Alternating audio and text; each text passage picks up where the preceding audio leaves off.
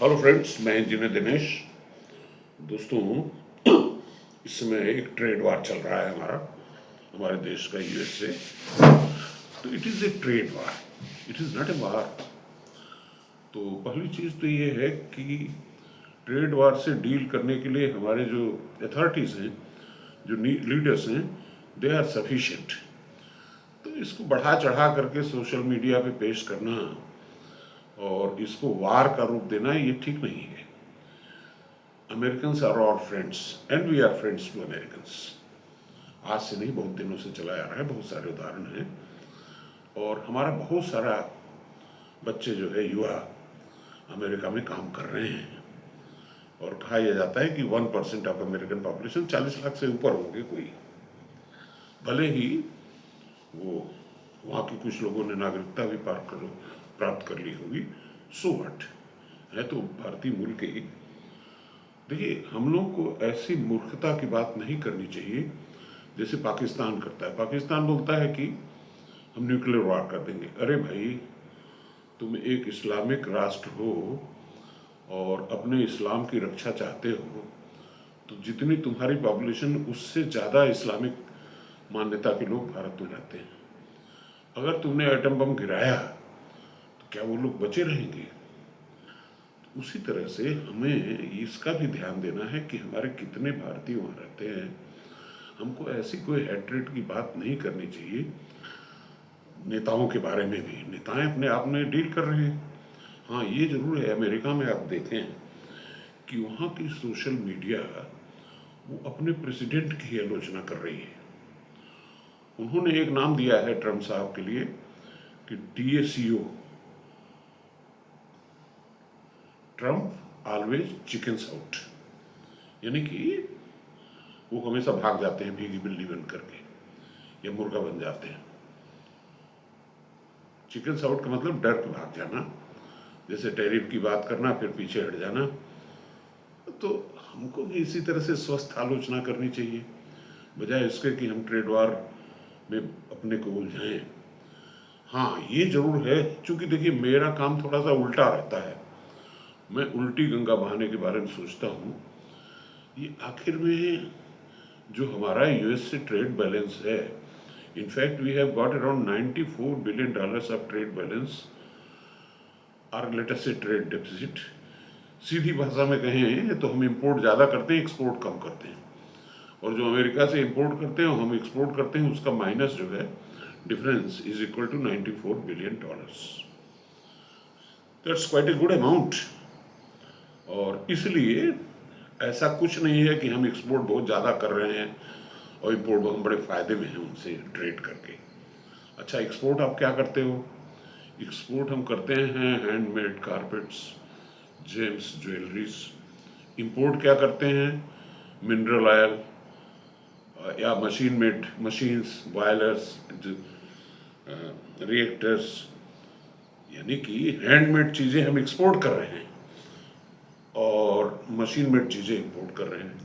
वाह साहब, एक ऐसा देश जहाँ पे 140-50 करोड़ लोग रहते हो, वो गांधी जी हमको समझा के गए कि खादी का इस्तेमाल करो, तो वो खादी जो है अमेरिकन्स को क्यों पसंद है, जर्मन्स को क्यों पसंद है, हमें क्यों नहीं पसंद आती?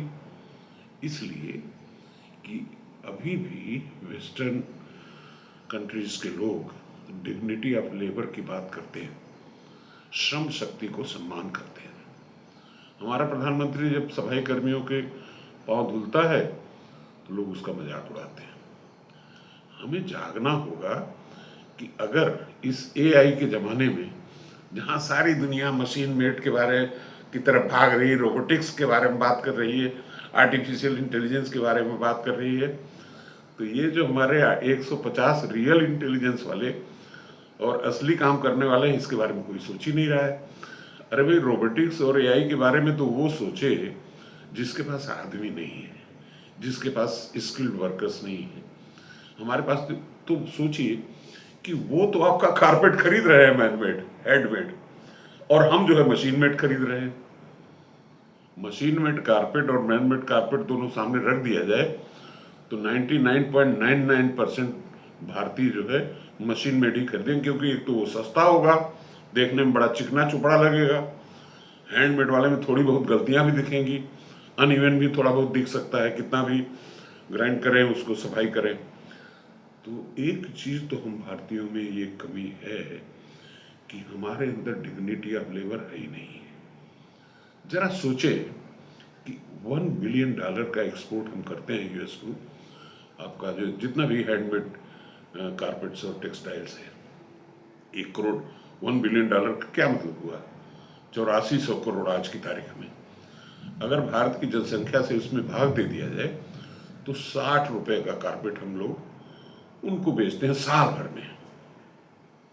जरा सोचें कि अगर भारतीय ये डिसाइड कर ले कि नहीं, हमको इसको बेल आउट करना है, तो पर हेड उसको 60 ही रुपये, यानी कि 5 लोगों का परिवार है तो 300 का कारपेट खरीदना है। अगर 50% लोग मान लें इसको तो 600 रुपये कारपेट खरीदना है।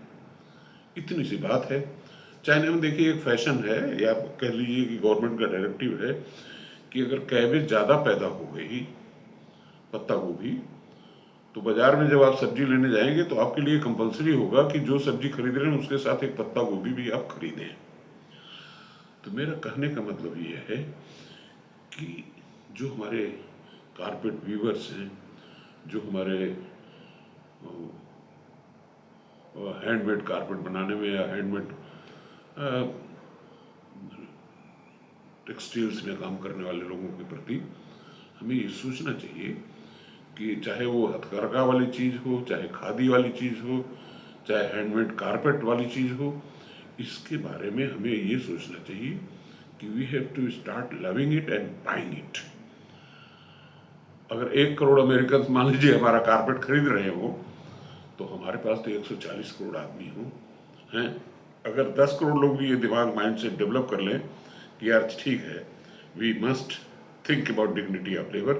देखिए हमारे देश में एक बड़ी कमी ये है, मैं ये हिंदू व्यवस्था की, हिंदू सभ्यता या सनातन की आलोचना नहीं कर रहा हूँ, लेकिन एक चीज़ तो जरूर है कि जो आदमी सबसे ज़्यादा महत्वपूर्ण है, जो सफाई करता है, दूसरों का किया हुआ कचरा साफ करता है, अगर हमारे घर में एक प्लम्बर आता है, खासतौर से वो वाला प्लम्बर जो कि बाथरूम में जा करके सफाई भी करता है, तो हमारे अंदर इतनी घृणा है उसको देख, हम लोग कहेंगे पीछे से दरवाजा दे दो। अरे भाई, he is also a human being.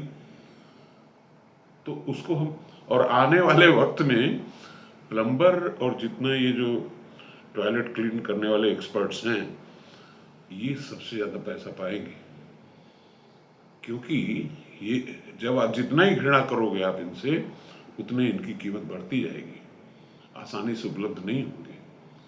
तो इसलिए आज हमारी इस स्पीच का सिर्फ इतना सा ही मतलब है कि as Indians we must learn to respect dignity of labour.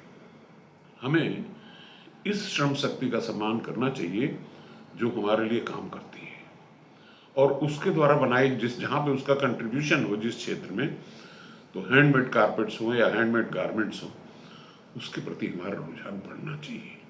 यही है आज की इस ज्वलंत समस्या का हल यही है कि अब हमारा जो एम्प्लॉयमेंट है आर्टिजन्स का और लो पेड वर्कर्स का, वो प्रभावित नहीं होना चाहिए। Thank you very much.